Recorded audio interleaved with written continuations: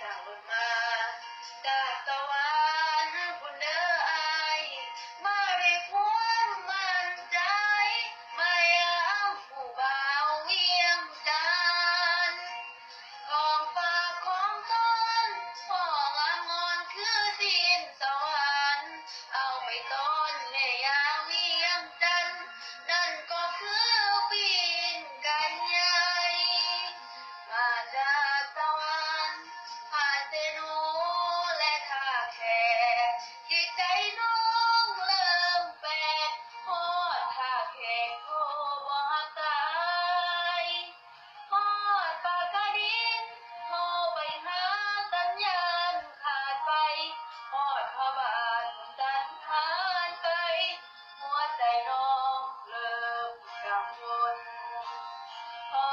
ชิวรถเมล์นครหลวงเวียงจันทน์นั้นทางคนหูจักกันว่าอายมีเมียและลูก2 คนพออยากเชื่อใจ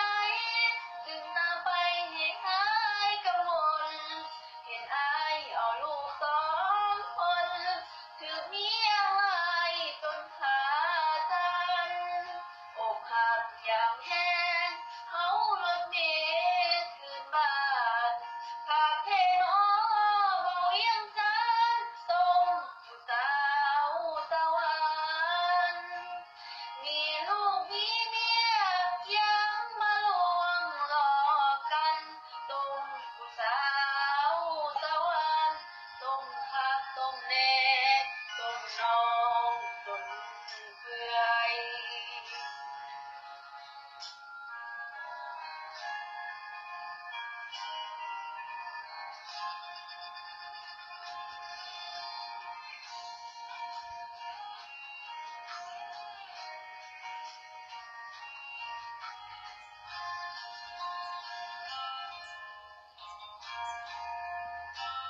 พอชิวรถเมล์นครหลวงเวียงจันทน์นั้นทางคนหูจักกัน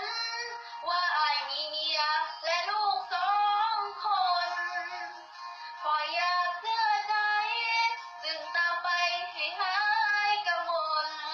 เห็นอายเอาลูก2 คนถือเมียไว้จนขาสั่นอกหักอย่างแห้งเมารถเมล์คืนบ้านหากแท้น้อ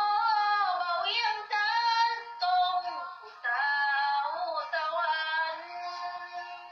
มีลูกมีเมียยังมาลวงหลอกกันตรงผู้สาว